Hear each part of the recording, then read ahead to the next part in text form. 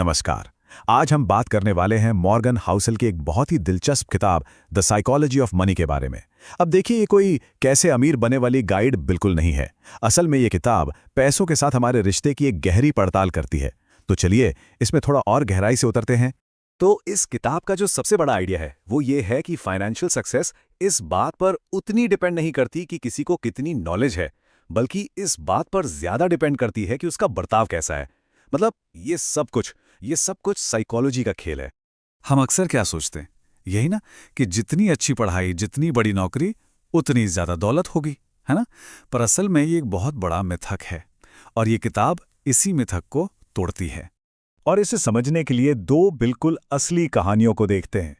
एक तरफ थे रोनाल्ड रीड, एक चौकीदार जिन्होंने अपनी पूरी जिंदगी में चुपचाप लाखों डॉलर्स जमा कर लिए। और दूसरी तरफ थे रिचर्ड फुस्कॉन, हार्वर्ड से पढ़े लिखे एक शानदार जिंदगी जीने वाले एग्जीक्यूटिव जो दिवालिया हो गए। इससे एक बात तो साफ हो जाती है, पैसों के मामले में कामयाबी का ताल्लुक इंटेलिजेंस या एजुकेशन से उतना नहीं है जितना हम सोचते हैं। तो इसका निचोड़ क्या है? निचोड़ ये है कि फाइनेंशियल सक्सेस कोई हार्ड साइंस, कोई रॉकेट साइंस नहीं है। ये एक सॉफ्ट स्किल है। मतलब पैसा मैथ से ज्यादा साइकोलॉजी का खेल है। आपके फैसले, आपकी आदतें और आपका व्यवहार, यही सब कुछ तय करता है, कोई मुश्किल फॉर्मूला नहीं। तो चलिए अब थोड़ा और अंदर चलते हैं और उन दिमागी यानी साइकोलॉजिकल फैक्टर्स को देखते हैं जो पैसों से जुड़े हमारे फैसलों पर असर डालते हैं। किताब का एक बड़ा ही दिलचस्प आइडिया है, कोई भी पागल नहीं है। इसका मतलब क्या है? मतलब ये कि कोई इंसान पैसों को लेकर जो भी फैसला लेता है वो उसके अपने अनुभवों के हिसाब से उसे बिल्कुल लॉजिकल लगता है, भले ही किसी और को वो फैसला एकदम पागलपन या बेवकूफ़ी भरा लगे, पर उस इंसान के लिए उसकी अपनी दुनिया में वो एकदम सही होता है। इसे एक उदाहरण से समझते हैं। सोचिए एक इन्वेस्टर जो 1970 के दशक में बड़ा हुआ, जिसने महंगाई और मंदी का दौर देखा। वो स्टॉक मार्केट को कैसे देखेगा? जाहिर है, बहुत सावधानी से।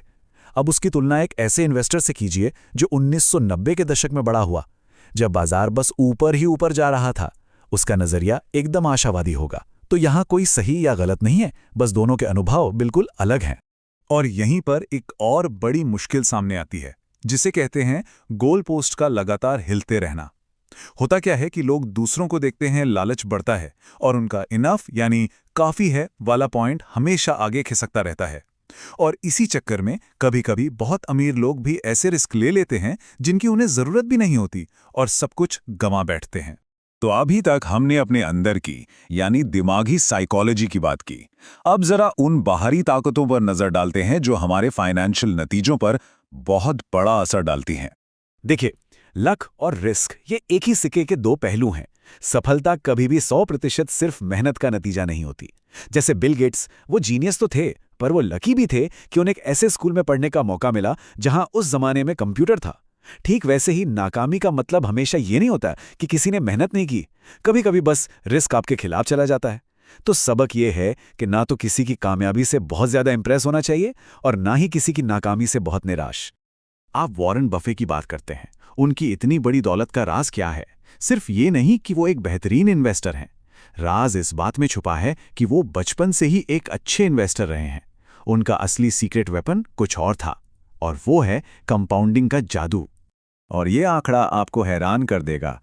वॉरेन बफे की 90% से भी ज्यादा दौलत उनके 65वें जन्मदिन के बाद बनी। सोचिए, इससे पता चलता है कि समय की ताकत कितनी जबरदस्त होती है। ये है कंपाउंडिंग का फॉर्मूला। अब इसमें जो आर है यानी रिटर्न, वो तो जरूरी है ही, लेकिन जो असली जादूगर है, जो सबसे पावरफुल चीज है, वो है एन यानी कि समय। दौलत बनाने का असली राज बस लंबे लंबे समय तक इन्वेस्टेड रहना है और समय को अपना काम करने देना है।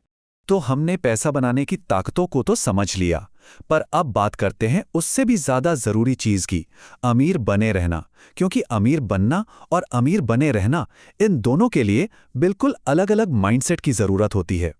देखिए, अमीर बनने के लिए अक्सर रिस्क लेना पड़ता है, आशावादी होना पड़ता है। ये एक तेज खेल हो सकता है। लेकिन अमीर बने रहने के लिए विनम्रता चाहिए और थोड़ा सा डर भी। ये समझना जरूरी है कि जो पैसा आज कमाया है वो उतनी ही तेजी से जा भी सकता है।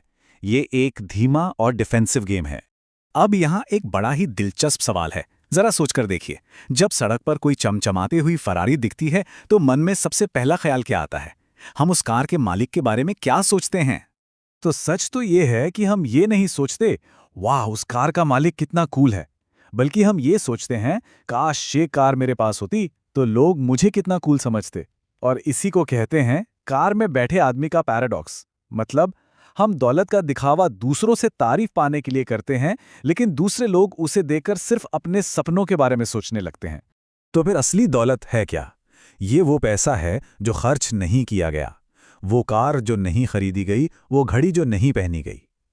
सच तो ये है कि अहंकार यानी ईगो बचत का सबसे बड़ा दुश्मन है, और सच्ची दौलत अक्सर वो होती है जो दिखाई नहीं देती। तो चलिए अब इस पूरी बातचीत को समेटते हुए पैसे के असली मकसद को, उसकी असली कीमत को फिर से समझने की कोशिश करते हैं। पैसे का सबसे ऊंचा मकाम क्या है? वो ये है कि हर सुबह उठकर कोई ये कह सके, आज मैं जो चाहूं वो कर सकता हूं। पैसे से मिलने वाली सबसे कीमती चीज कोई लग्जरी सामान नहीं, बल्कि अपने वक्त पर अपना कंट्रोल होना है। और यही असली दौलत है। और इसी को कहते हैं आज़ादी।